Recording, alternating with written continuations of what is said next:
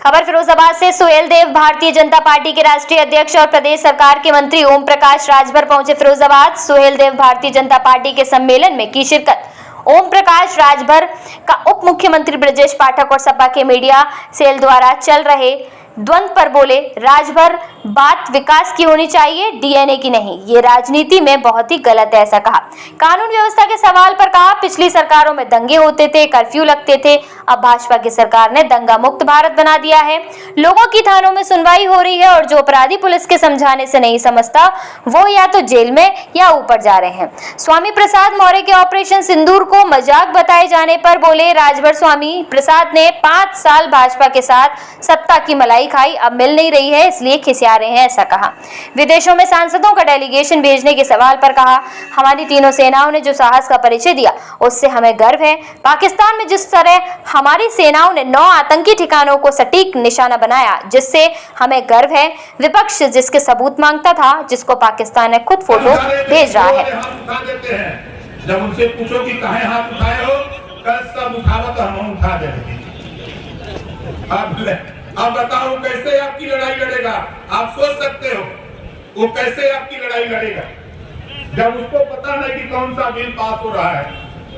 तो हम लोग तो भाई अगली गोल वाले हैं, अगली बात में बैठते हैं और आपकी समस्या जो धरातल की है उसको अच्छी तरह हम लोग समझते हैं। इस नाते हम लोग आपके बीच में बराबर हम तो आते रहते हैं। हम तो फिरोजाबाद में दूसरी बार कार्यक्रम लगा है ना, हम लोग बताते हैं। लोग सोचते हैं कि नेता आते हैं तो चुनाव में वोट मांगेंगे। आप बताओ, हम आपसे वोट मांगने आए हैं, कोई चुनाव चल रहा है? कोई चुनाव नहीं। हम तो आपको बताने आए जो केंद्र और प्रदेश सरकार की योजनाएं हैं, उन योजनाओं को बताने आए। एक दिन मैं कैबिनेट में था, 5 महीना पहले कैबिनेट में प्रस्ताव आया कि 500 करोड़ रुपया एक उद्योगपति को बिना ब्याज का ऋण देने का, प्लांट लगाने का, फैक्ट्री लगाने का। मैंने कैबिनेट में रहने की हैसियत से कहा, माननीय मुख्यमंत्री जी, इसमें एक हमारा सवाल है। उन्होंने कहा कि बताओ। हमने कहा कि जब 500 करोड़ रुपया एक आदमी को हम दे सकते हैं, तो माननीय मुख्यमंत्री जी, हम 25 करोड़ आबादी में हम सभी नौजवान को रोजगार, नौकरी नहीं दे सकते। हम सबको नौकरी नहीं दे सकते, लेकिन जो नौजवान रोजगार करना चाहता है हम उसको 5 लाख बिना ब्याज का दे सकते हैं। मुख्यमंत्री जी ने कहा बहुत अच्छी बात आपने कहा, और कैबिनेट से मुहर लग गई। अब 5 लाख रुपया बिना ब्याज का नौजवान को रोजगार देने के लिए कैबिनेट से प्रस्ताव पास हो गया। लाखों नौजवान 5 महीने के अंदर लाखों नौजवान बैंकों से ऋण लेकर के बिना ब्याज का कारोबार करने लगे। आप बताओ, आपको पता है? नहीं जानकारी। बैंकों से संपर्क करो, जो नौजवान रोजगार करना चाहता है, बिजनेस करना चाहता है, कारोबार करना चाहता है, 5 लाख रुपया बिना ब्याज का, और कमा करके धीरे धीरे पैसा अपना मूलधन जमा करना।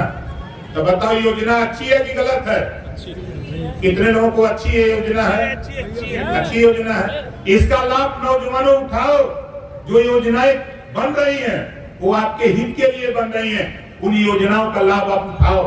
हमारे साथी आज विपक्ष के लोग जातिवार जनगणना, भाई देखो, थोड़ा समझ जाओ, थोड़ा निषाद भाई लोग, कश्यप भाई लोग, थोड़ा समझ जाओ। इधर के लोग कहते हैं बर्मा है, इधर के निषाद कहते हैं बर्मा है। जानते हो बर्मा किसको कहते हैं? बर्मा सोनार को भी कहते हैं, बर्मा पटेल को भी कहते हैं। जब तेरी गिनती होगी तो जब बर्मा बताओगे तो कहां गिने जाओगे? अभी जातिवाद जनगणना शुरू होने जा रही है, तो तेरी गिनती निषाद, बिंद, केवट, मल्ला, माझी, मजवा, तुरहा, तुरैया, इसी तरह बढ़ जाओगे। कोई बर्मा बताएगा, कोई मंडेला बताएगा, कोई कुछ बताएगा। आप कश्यप हो तो कश्यप डंके की चोट पर बताओ कि हम कश्यप हैं, हम निषाद है तो निषाद बताओ, ताकि तेरी गिनती सही सही सरकार के आंकड़े में आवे, तब तेरा अधिकार मिलेगा। नहीं तो इसी तरह चिल्लाते रहो। अभी हमको बताया गया कि वर्मा जी, अभी एक साथी आए तो हम वर्मा हैं। अब हम भी कंफ्यूज हो गए कि वर्मा जी हमारे यहाँ प्रमोद वर्मा है, सोनाल बिरादरी के। हम उनसे पूछे कि वर्मा मीन्स भैया बताओ। नहीं नहीं, वो पलिया वाला है हम लोग। हमके पनिया वाला मतलब कहूँ जो जलिया लगावना सर, हमके जलिया लगावना बहुत लोग क्या निषाद है, तो सीधे सीधे काहे नहीं बोलते। हमके सीधे सीधे बताओ भाई कि हम निषाद हैं, कोई चोरी थोड़ा कर रहे हो, कोई चोरी नहीं कर रहे हो। अरे आप तो इतने समझदार हो कि रामायण में चौपाई हमने पढ़ी है, आप लोग भी पढ़े होंगे, मागी नाव न केवट आना, कही तुम्हारे मरम में जाना। कमेटी की रिपोर्ट की समीक्षा भी हो गई, अब रिपोर्ट लागू कराना है और जिस दिन लागू हो जाएगा 7, 9, 11 गरीब समाज के लोगों, मैं दावे के साथ कहता हूं, ये नाई गोपाल प्रजापति बिंद केवट मल्ला कश्यप राजभर चौहान आरकर बंसी बंजारा बहलिया खनार, जिस दिन ये लागू होगा दावे के साथ कहता हूं 1 साल के अंदर तेरे जिले में तुम्हारी जाति का बेटा सिपाही और दरोगा नजर आने लगेगा।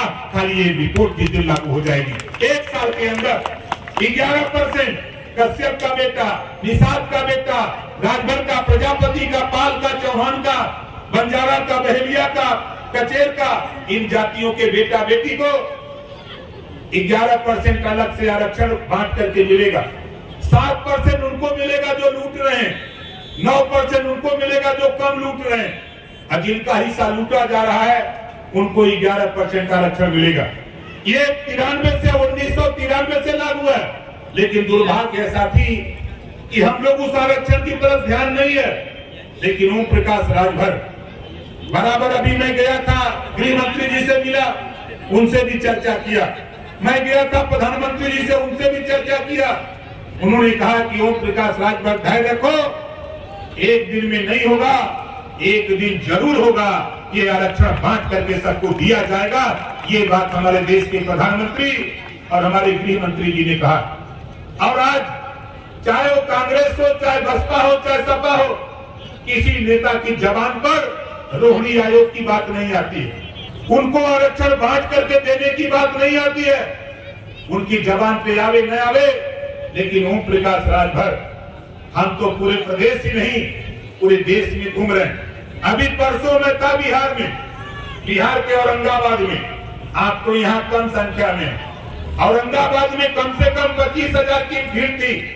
और आप सोशल मीडिया पे देख लेना, जो न देखा हो गूगल बाबा से पूछ लेना औरंगाबाद के कार्यक्रम का, आप देखेंगे तो आपको आश्चर्य होगा कि बिहार में पार्टी को इतना डेवलप कैसे कर दिया।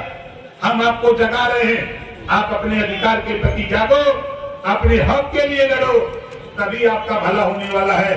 वरना इसी तरह आप बाजा बजाते रहो, कुछ होने वाला नहीं। आप बताओ हमारी बात से कितने लोग सहमत हो, जरा हाथ उठाओ।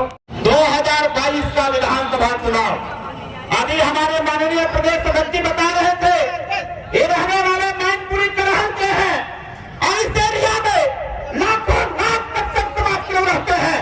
इसी विधानसभा में जहां सिकोहाबाद में हम लोग खड़े हैं, यहाँ पर 90,000 कश्यप बिंद केवट मल्लाह समाज के लोग रहते हैं। 90,000 और 90,000 की संख्या की गिनती नहीं है। हम लोगों ने कहा, भारतीय संविधान भी कहता है जिसकी जितनी संख्या भारी उसकी उतनी हिस्सेदारी।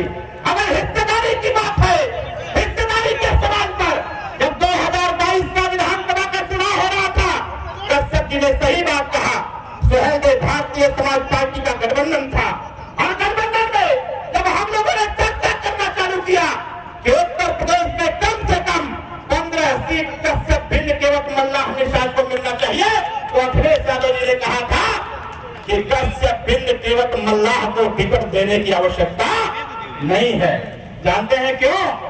माननीय अखिलेश यादव जी ने कहा था कि यह लोग तो टिकाऊ वोट है, इन लोगों का वोट टिकता है, दारू मुर्गे पैसे पर बिकता है, जो टिकाऊ वोट है उसको टिकट क्यों देंगे हम, रुपया पैसा दारू दे के इनका वोट खरीदने का काम करेंगे।